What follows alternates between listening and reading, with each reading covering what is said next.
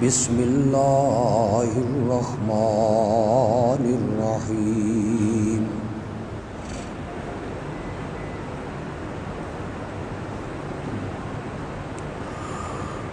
ایاک نعبد و ایاک نستعین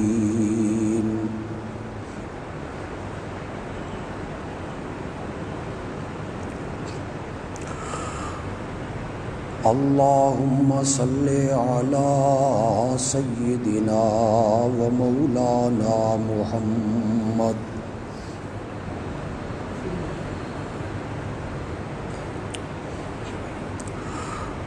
وعلی آل سیدنا و مولانا محمد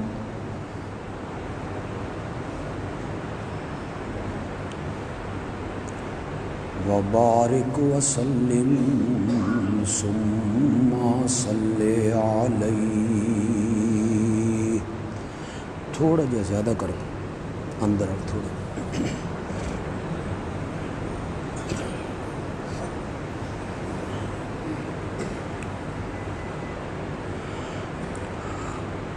پچھلے دو خطبوں میں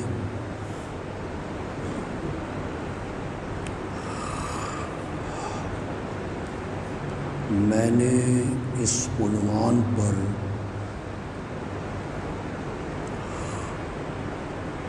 گفتگو کی تھی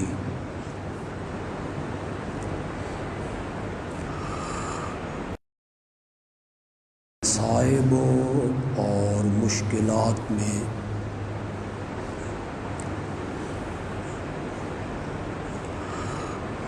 تکلیفوں اور غموں میں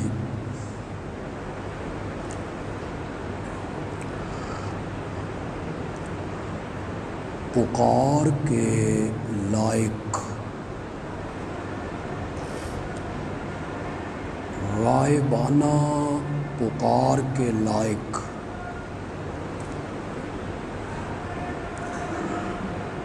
اگر کوئی ہستی ہے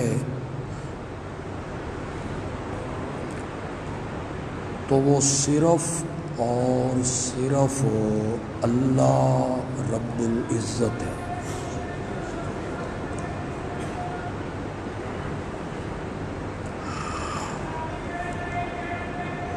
ہر قسم کا سوال،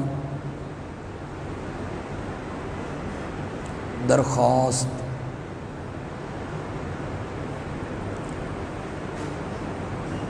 اللہ ہی کے حضور ہونی چاہیے.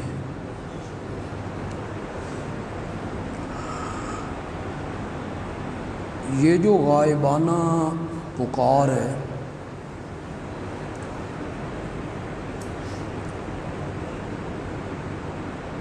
اسے قرآن نے عبادت قرار دی.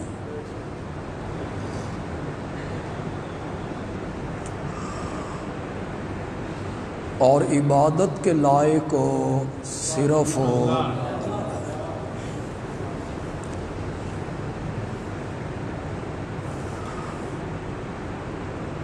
آج کے خطبے میں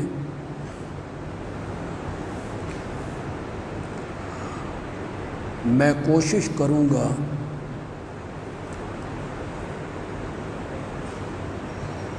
کہ دو باتیں آپ کو سمجھاؤں.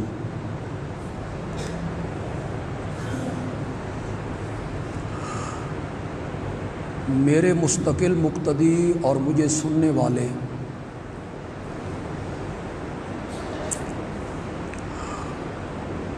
وہ تو فوراً اور آسانی کے ساتھ میری بات کو سمجھ جائیں گے.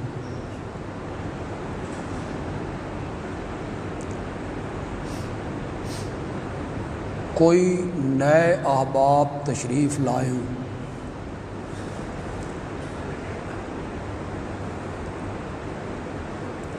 جنہوں نے پہلے کبھی مجھے نہ سنا ہو،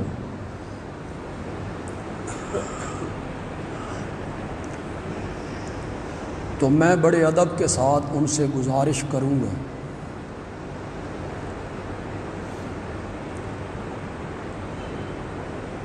کہ وہ بالکل دل صاف کر کے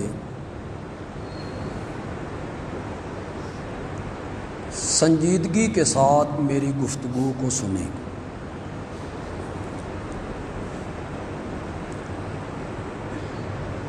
قرآن و سنت کے مطابق ہو تو مان لیں، نہ مانے تو آپ کی قسمت، منوانا ہماری ذمہ داری نہیں۔ وما علینا الا البلاغ، ہمارے ذمے ہے پہنچا دینا۔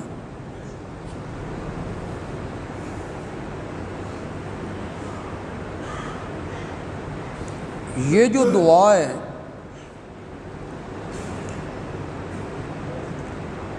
اور یہ جو مانگنا ہے اور یہ جو اللہ کے حضور سوال پیش کرنا ہے اور یہ جو مصائب میں اور مشکلات میں پکارنا ہے، یہ ڈائریکٹ براہ راست اللہ سے ہونا چاہیے۔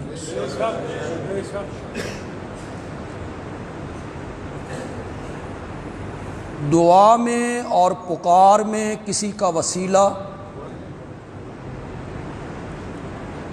واسطہ،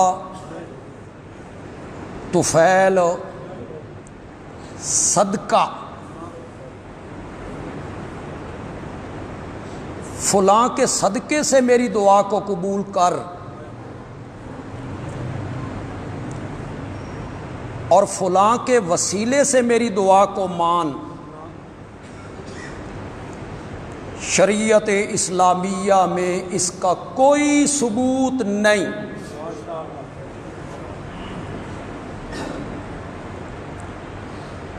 میں کچی باتیں کہنے کا عادی نہیں، اور بغیر دلائل کے گفتگو کرنا میرا مزاج نہیں۔ آپ جتنے احباب یہاں موجود ہیں،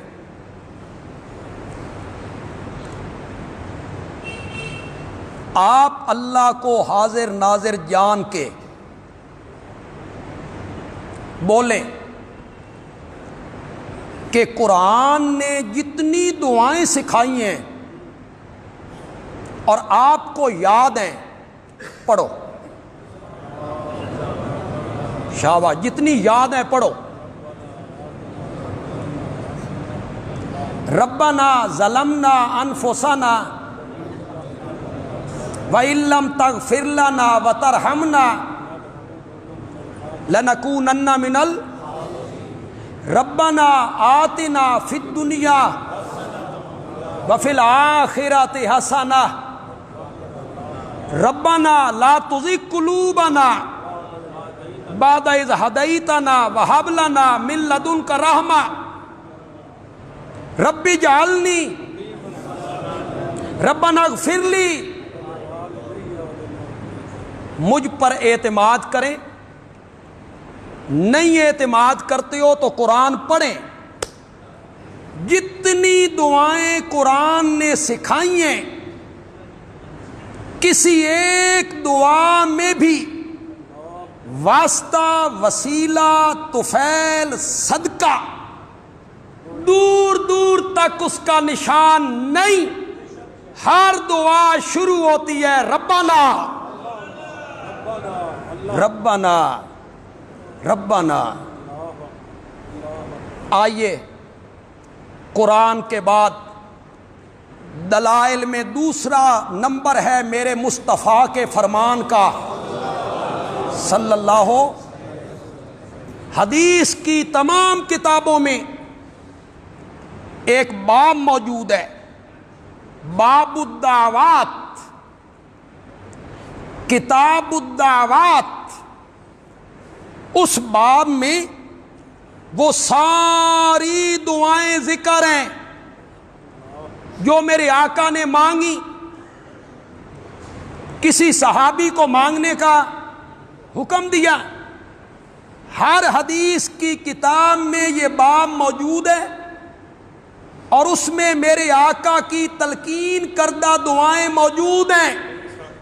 میں خانہ خدا میں ہوں، جمعے کا دن ہے، باوضو ہوں، کسی ایک دعا میں بھی میرے آقا نے کسی واسطے، وسیلے، طفیل، صدقے کا ذکر نہیں کیا. ہر دعا شروع ہوتی ہے ربنا اللہم. کسی ایک دعا میں بھی وسیلے کا ذکر ہو.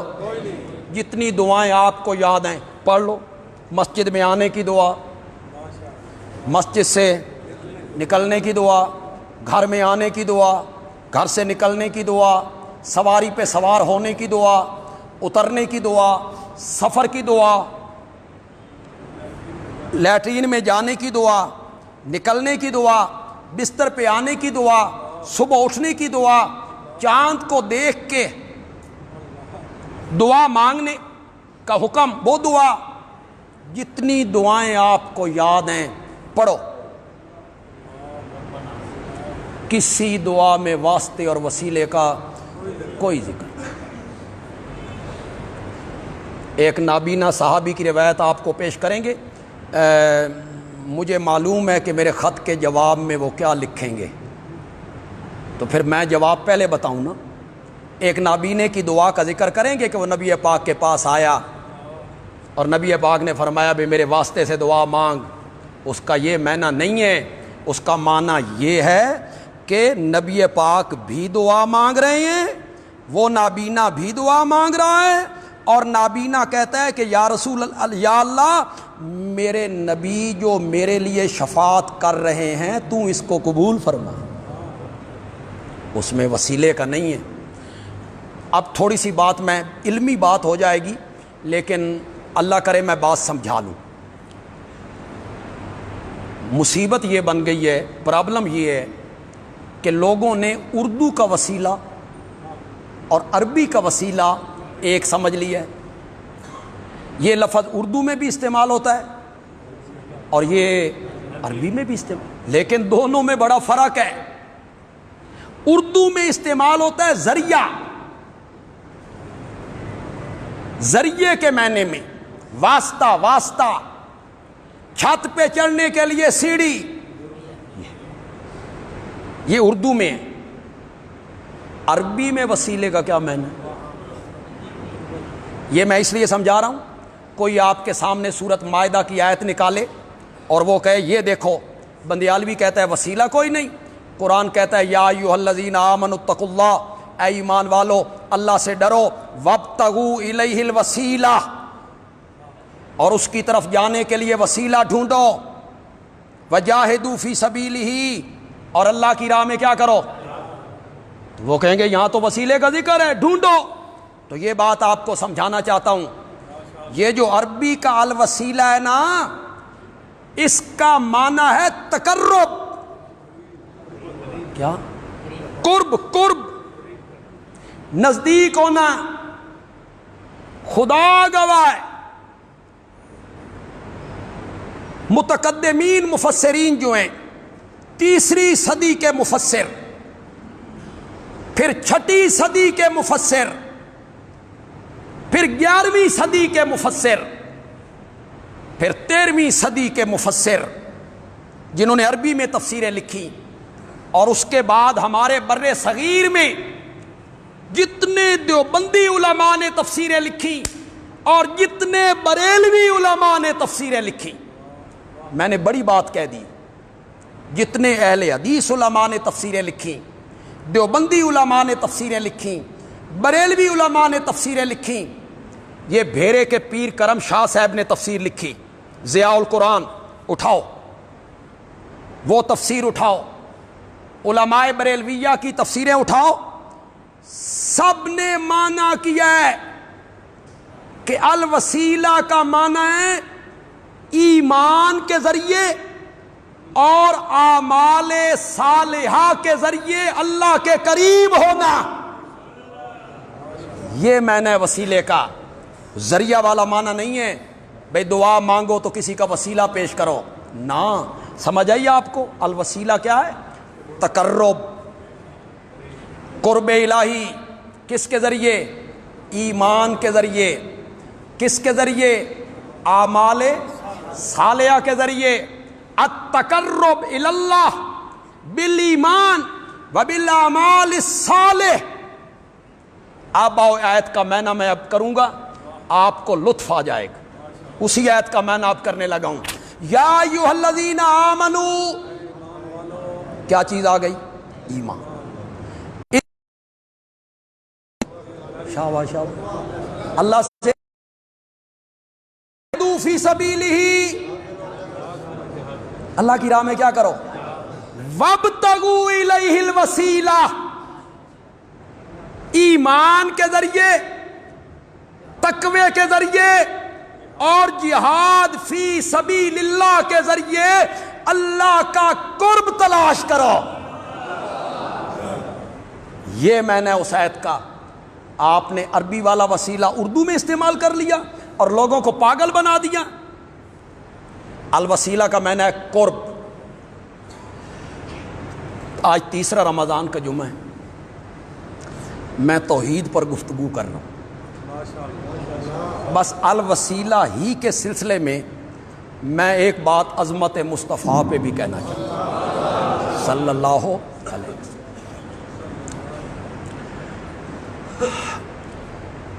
انا سید ولد آدم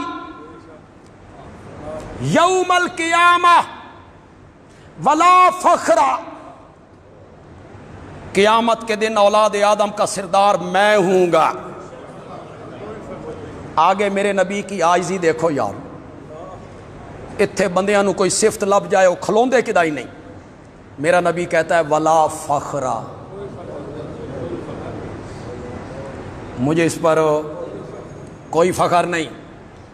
وَأَنَا حَامِلُ لِوَاءِ الْحَمْدِ یوم القیامہ ولا فخر، حمد کا جھنڈا قیامت کے دن میرے ہاتھ میں ہو۔ معمولی جھنڈا ہے؟ ہر نبی کو اللہ ایک جھنڈا دے گا۔ جھنڈے کو عربی میں علم کہتے ہیں، علم سے پھر ایک لفظ نکلا ہے علامت، نشان۔ تو جھنڈا کیا ہوتا ہے؟ نشان۔ یہ پاکستان کا جھنڈا ہے، یہ فلاں جماعت کا، فلاں جماعت کا، فلاں جماعت کا، تو وہ نبی کا نشان ہوگا۔ یہ حضرت ابراہیم ہیں، حضرت موسیٰ ہیں، حضرت عیسیٰ ہیں، حضرت یعقوب ہیں، حضرت یوسف ہیں۔ ہر نبی کو ایک جھنڈا دیا، نبی کے ماننے والے اس جھنڈے کے نیچے آئے۔ آپ سب کو نبی پاک سے محبت ہے، زور سے کہو یار، سب کو محبت، اور ساری کائنات سے بڑھ کے۔ پھر محبوب کی عظمت بیان ہو تو توحید کے بیان پہ تو آپ سبحان اللہ بڑی کرتے ہیں، یہ اس سے بھی گونج زیادہ آنی چاہیے کہ میرے نبی کا تذکرہ ہے۔ میرے آقا نے فرمایا ہر نبی کی امت اس کے جھنڈے کے نیچے، اور جو جھنڈا اللہ مجھے دے گا وہ اتنا اونچا، وسیع اور عریض جھنڈا ہوگا کہ حضرت آدم سے لے کے عیسیٰ تک تمام نبی، اور حضرت عیسیٰ سے لے کے مجھ تک، اور مجھ سے لے کے قیامت کی صبح تک ساری کائنات کے لوگ میرے جھنڈے کے نیچے کھڑے ہوں گے۔ اس دن پتہ چلے گا کہ محمد سب سے اعلیٰ ہے صلی اللہ۔ اس دن پتہ ساری خلقت کو چلے گا کہ کائنات کا افضل ترین شخص ہے تو محمد عربی ہے، لیکن مجھے اس پر کوئی فخر نہیں۔ وَأَنَا أَوَّلُ شَافِعٍ يَوْمَ الْقِيَامَةِ وَأَوَّلُ مُشَفَّعٍ يَوْمَ الْقِيَامَةِ، قیامت کے دن سب سے پہلے میں نے شفاعت کے لیے لب کھولنی ہے، اور سب سے پہلے میری شفاعت مانی جانی ہے۔ ولا فخرا، اللہ اکبر. مقام دیکھو, میرا نبی کہتا ہے ولا فخرا, شفاعت بھی میں نے کرنی ہے, میری شفاعت مانی جانی ہے. آگے میرے نبی نے کہا سب سے پہلے جنت کا دروازہ میں نے کھٹکھٹانا ہے. میں جنت کے دروازے پہ آیا, میں نے دستک دی, اندر سے آواز آئی کون؟ میں نے کہا انا محمد الرسول اللہ. سناؤں پھر جنت کا جو دربان ہے, جو اس کے دروازے پہ کھڑا ہے, وہ جواب میں کیا کہے گا؟ اس کو میں ذرا ایک منٹ, اس کو ذرا میں آہستہ آواز میں سنانا چاہتا ہوں کہ لفظ جاندار ہونے چاہیے اور لوگ پھر اس پر سبحان اللہ کہیں, ورنہ تو لوگ جوش ویکھ کے بھی آگ چھڑ دیں. میں نے کہا میں محمد الرسول اللہ صلی اللہ علیہ وسلم ہوں. تو دربان نے کہا مین بھی اللہ انہی آکھیا سی, مین بھی اللہ انہی آکھیا سی, مین بھی اللہ انہی آکھیا سی. جداں تائیں میرا سونا نہ آوے نا, جنت دا دروازہ کھولنا ہی نہیں ہے. ولا فخرا, ولا فخرا. ہم تو پاکستان میں رہتے ہیں جناب, یہاں کئی دریاؤں پر پل بنے نا, جھنگ بنا, یہ گروٹ کے قریب بنا, تو کئی مدت تک وہ پل کھولے نہیں گئے. کیوں؟ سیاسیوں میں اختلاف تھا بھئی افتتاح کس کرنا. ایک کہتا تھا میں نے کرنا ہے, دوسرا کہتا تھا میری تختی تے میری تختی, تو پل دا افتتاح کرنا ہوئے تو کدائی نہیں کھلوندا, میرا آقا تو جنت کا افتتاح کرنے چلا ہے, جنت کا افتتاح کرنے چلا ہے. اور میرا نبی کہتا ہے ولا فخرا, مجھے اس پر کوئی فخر بھی نہیں. اب آئی جس کے لیے میں نے ساری بات کی. آپ نے فرمایا جنت میں ایک مقام ہے, اس مقام کا نام ہے الوسیلہ. کیا نام ہے؟ ساری خلقت میں سے ایک بندے کو ملنا ہے, اس سے اعلیٰ کوئی مقام نہیں. مجھے رب کی رحمتوں سے امید ہے کہ وہ مجھے ملے گا. میری امت کے لوگوں, ہر آذان کے بعد تم اس مکان کے لیے اللہ سے میرے لیے دعا مانگا کرو. دیکھیں, میں بالکل پچھلے 2 جمعے آپ سے اپیل نہیں کی, بھئی سچی گل ہے, من اپیل کر دیں بھی شرم آندی, بھئی جس طرح گزارا ہو رہا ہے چلو کرو, کہ آپ کے حالات ایسے, لوگ پریشان ہیں. تاجر لوگ جو ہیں وہ اپنے سیلز مینوں پر, کوئی چھوٹی موٹی فیکٹریوں والے ہیں تو اپنے ملازموں پر انہیں خرچ کرنا پڑ رہا ہے. پھر برادری میں بھی غریب ہیں, محلے میں بھی, تو لوگ خرچ کر رہے ہیں. اللہ ان کا خرچ کرنا قبول کرے. خیال کرنا بھی چاہیے. میں بڑا پچھلے دنوں کل پرسوں اس عورت کا انٹرویو سن کے مجھ سے نہیں سنا گیا, جس کے شوہر نے خودکشی کی, کہ 5 دنوں سے انہوں نے کچھ نہیں کھایا تھا, اور وہ باپ اپنی بیٹیوں کو کہ وہ پانی سے روزہ کھولتی ہیں وہ برداشت نہیں کر سکتے. تو میں آپ سے گزارش کروں گا کہ آپ اپنے ارد گرد محلے میں, برادری میں ذرا نظر رکھا کریں. خاص کر کے سفید پوش لوگ جو ہیں, ہاتھ نہیں پھیلا سکتے ہیں, ان کو آپ دیں, زکوٰۃ میں سے دیں, صدقہ کریں, خیرات کریں. آپ خیال کیا کریں. دیکھیں, یہ مسجدوں کا نظام یہ بھی آخر آپ ہی کے تعاون سے چلتا ہے. تو ہماری یہ دعا ہے اللہ تعالیٰ اس وائرس سے نجات عطا فرمائے. وائرس سے تو میں دعا نہیں مانگتا, اللہ اس مصیبت سے نجات دے دے. پتہ نہیں کہ بلائیں, جو بھی بلا ہے اللہ اس سے کیا دے دے, نجات دے. ہمارے ہاں بڑا عجیب یعنی اس کو لے لیا گیا ہے کہ 18 بلاک میں کل اعتکاف میں سارے بندوں کو اٹھا دیا، ایک بندہ بھی نہ بیٹھے۔ اب اتنی بڑی مسجد معاویہ، اگر اس میں ایک بندہ اعتکاف بیٹھ جائے تو کرونا پھیل جائے گا۔ یہ کیا ہو رہا ہے؟ کیا سرکاری دفاتر میں ایک کمرے کے اندر 4 ملازم اکٹھے نہیں بیٹھتے؟ دکان میں گاہک آ رہے ہیں، اہل تشیع کی مجلسیں ہو رہی ہیں، اب اتنی بڑی مسجد میں اگر 5 بندے بھی بیٹھ جائیں، ایک اس کونے میں، ایک اس کونے میں، اس کونے میں، ایک جڑا ہے کرونا، یہ کوئی ایڈا سیانا بھئی اعتکافیاں نو لڑنا، اس اللہ نے بھیجا اس لیے اس کو اٹھا دیا گیا۔ میں انتظامیہ سے اپیل کروں گا کہ تھوڑا سا خیال کریں، یہ اعتکاف سنت ہے، میرے آقا بیٹھا کرتے تھے، ایک بندہ اگر نہ بیٹھے تو پورا محلہ کیا ہوتا ہے؟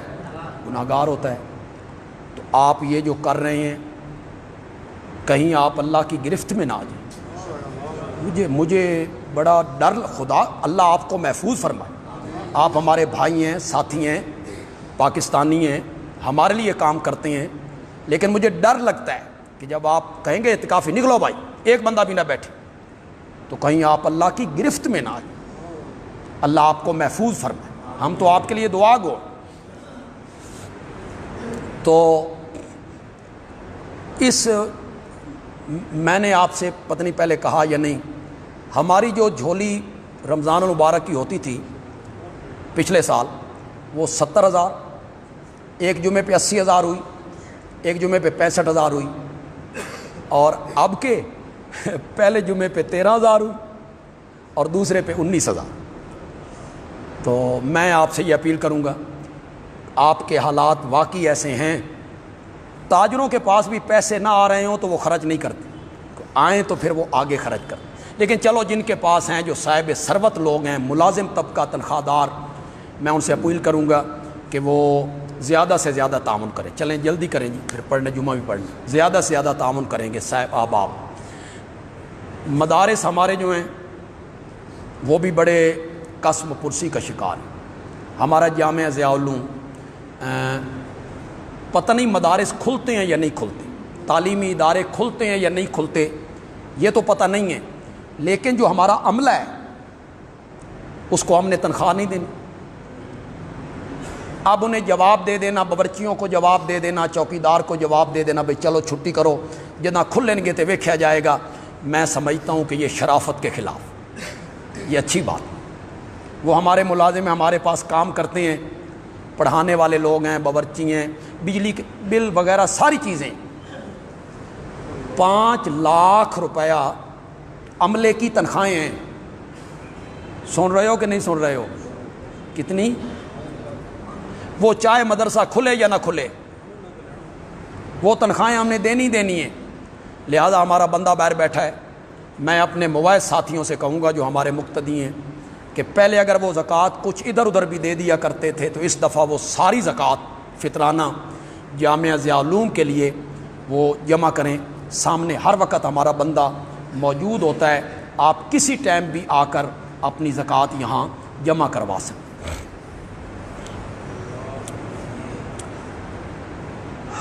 میرے آقا نے فرمایا کہ ہر اذان کے بعد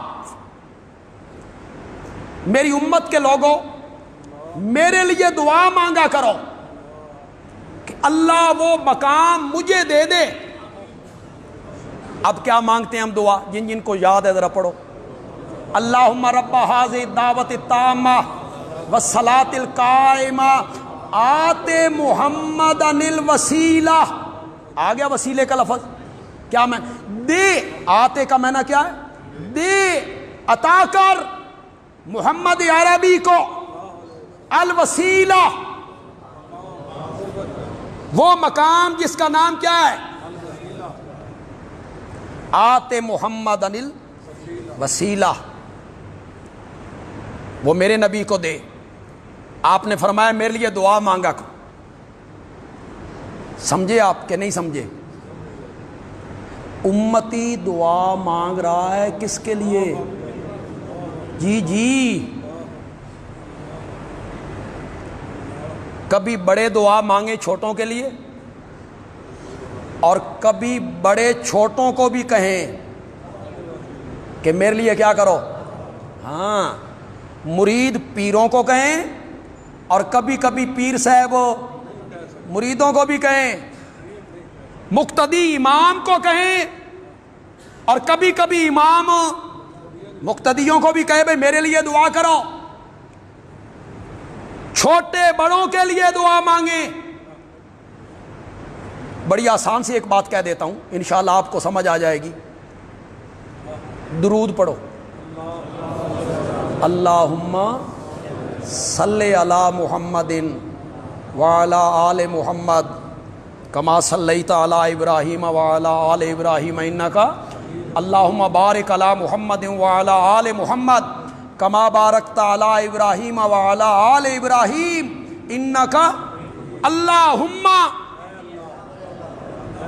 کون دعا مانگ رہا ہے؟ میں۔ کون دعا مانگ رہا ہے؟ آپ۔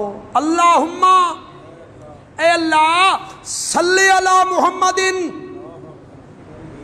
رحمت بھیج کس پر؟ یہ میں نے دعا مانگی، آپ نے دعا مانگی، تو چھوٹے بڑوں کے لیے دعا مانگ رہے ہیں، اور بڑے جو ہیں وہ چھوٹوں کے لیے دعا۔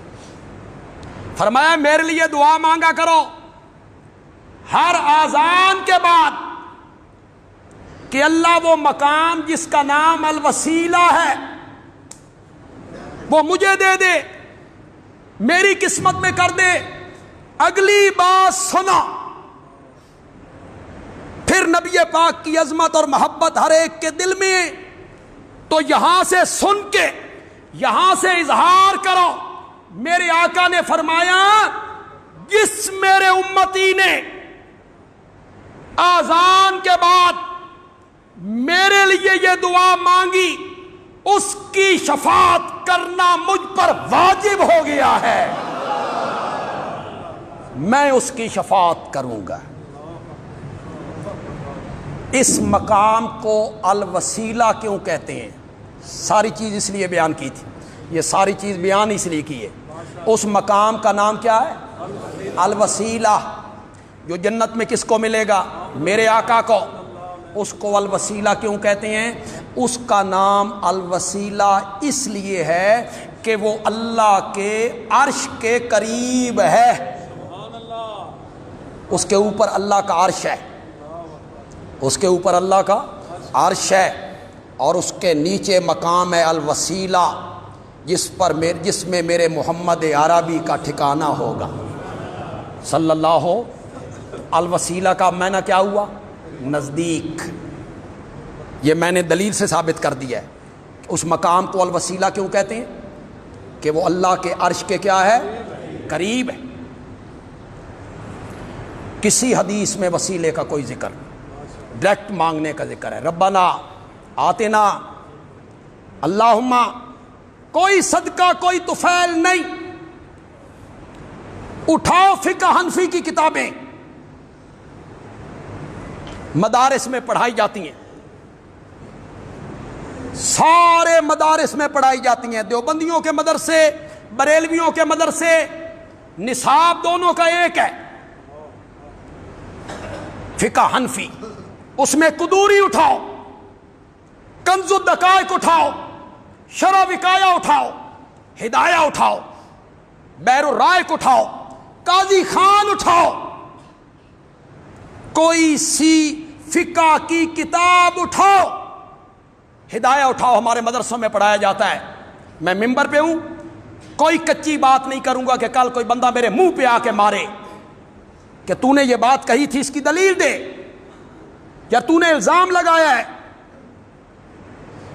فقہ کی کتابوں میں یہ لکھا ہوا ہے، امام اعظم امام ابو حنیفہ کے نزدیک اپنی دعا میں بے حق نبیک، بے حق اولیائک، اللہ تجھے میرے نبی کا حق ہے، جو تجھ پر حق ہے اس کا واسطہ ہے، جو ولیوں کا حق ہے اس پر اس کا واسطہ ہے۔ اپنی دعا میں بے حق نبیک، بے حق اولیائک کہنا مکروہ تحریمی ہے، یعنی حرام ہے، حرام۔ کون سی کتابوں نے لکھا؟ بولتے کیوں نہیں ہو؟ قرآن خاموش ہے، حدیث، قرآن اس کی تائید نہیں کرتا، حدیث تائید نہیں کرتی، فقہ حنفی بھی اس کی تائید ہو، فقہ حنفی نے رد کیا، کوئی حق نہیں ہے اللہ پر کسی کا کہ جس کا واسطہ دے کے دعا مانگی جائے۔ اب ہمیں کوئی سمجھ نہیں آئی، قرآن میں دلیل کوئی نہیں، حدیث میں ثبوت کوئی نہیں، فقہ حنفی اس کو رد کرتی ہے، اس کے باوجود ہمارے علماء اور ہمارے خطباء اور ہمارے ائمہ لوگوں کو تلقین کرتے ہیں، بھئی جب دعا مانگنی ہو تے فلانے دے صدقے نال تے فلانے دے طفیل اور فلانے کے فلاں کا واسطہ ہے، فلاں کا صدقہ ہے، حسنین کا صدقہ ہے، فلاں کا صدقہ ہے۔ بس آخر میں ایک بات کہہ کے ختم کر دیتا ہوں، لیکن آپ نے میری بات غور سے سن۔ سرگودا کا ایک آدمی ہو، بڑا سخی مشہور ہو، سخی، بڑا سخی ہے، کسی کو خالی نہیں لوٹاتا۔ مجھے کام پڑ گیا، میں گیا، میں نے اس سے کوئی سوال کیا، کوئی چیز مانگی، اس نے مجھے نہیں دی، انکار کر دیا۔ چیز ضروری تھی میرے لیے، میں باہر نکلا، میں نے دوستوں سے مشورہ کیا کہ چیز لینی ہے، اسی کے پاس ہے، مجھے نہیں دیتا، تو مجھے دوستوں نے کہا اس دا فلانا بیلی ہے نا، اس کا دوست ہے، پیارا ہے، اس دی نہیں موڑ دا۔ میرے لفظوں پہ غور کر رہے ہو کہ نہیں کر رہے؟ کوئی سمجھ آ رہے ہیں کہ کوئی نہیں آ رہے؟ میں کہاں اشارہ کر رہا ہوں؟ تیری نہیں سنی، اس فلانے دوست دی نہیں موڑ دا، اس کی مانتا ہے۔ میں اس کے پاس چلا گیا، میں نے اس سے کہا یار تیرا دوست ہے، فلاں چیز ہے لینی ہے، دیتا نہیں۔ اس نے ٹیلی فون کیا، خود آیا کہ دے دے، اس سخی نے وہ چیز مجھے دے دی، سخی دے پلے کی رہ گیا۔ ایک منٹ کے لیے ذرا تصور کرو، سخی کے پلے کیا رہ گیا؟ اس کو کون سخی کہے؟ رب ویسے نہیں دیتا،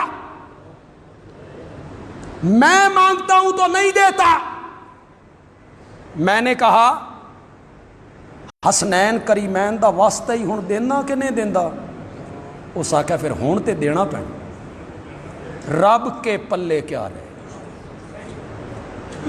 کیسا رحمان ہے، کیسا رحیم ہے، پرایوں کی نہیں مانتا، دوستوں کی مانتا ہے، کیسا رحمان ہے۔ اے لوگو، اللہ رحمان تب بنے گا جب دوستوں سے پہلے دشمنوں کی سنے گا، پھر رحمان بنے گا۔ نیکوں سے پہلے گناہگاروں کی سنے گا۔ ٹائم بڑا مختصر ہوتا ہے، بس اشارہ کرنے لگا ہوں، لوگ خود سمجھ جائیں گے، اشارہ کرنے لگا ہوں۔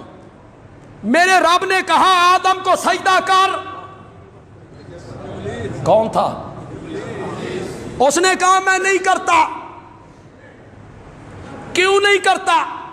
میری مرضی میں نہیں کرتا، انا خیر منہ، میں اس سے بہتر ہوں، نہیں کرتا۔ رب نے کہا میری جنت سے نکل، اس آکھیا سنبھال اپنی جنت، میں جاندہ پہ۔ سچی سچی گل کرو، اتنا بڑا اللہ کا دشمن آج تک کوئی ہوا؟ آپ اگر دکاندار ہیں، تاجر ہیں، کوئی فیکٹری کے مالک ہیں، تہاڈا ملازم تہاڈے نال انج گل کرے، برداشت کرتے ہو؟ سیلز مین گل کرے سجدہ کر، اس آکھیا میں نہیں کرنا، کھڑا ہے کس کے سامنے؟ خلاق عالم، لفظ کن سے ہر چیز بنانے والا، کیوں نہیں کرنا؟ میری مرضی میں نہیں کرنا، نکل میری جنت سے۔ اس نے کہا سنبھال اپنی جنت، نہیں کرنا میں نے سجدہ۔ پتہ نہیں کیا خیال آیا، ابھی رب غصے میں ہے، غضب میں ہے، واپس مڑ کے کہتا ہے مولا میری ایک دعا ہے۔ اللہ نے فرمایا بول، تیرے ہاتھوں کو بھی خالی واپس کرتے ہوئے مجھے شرم محسوس ہو رہی۔ شیطان کی نہیں سنی، مانی، تمہاری نہیں سنتا۔ کیوں؟ تم پلیت ہو، تم گناہگار ہو۔ وہ رحمان تب بنے گا جب دوستوں سے پہلے دشمنوں کی سنیں۔ اللہ عمل کی توفیق عطا فرمائے۔ دیں جی اذان۔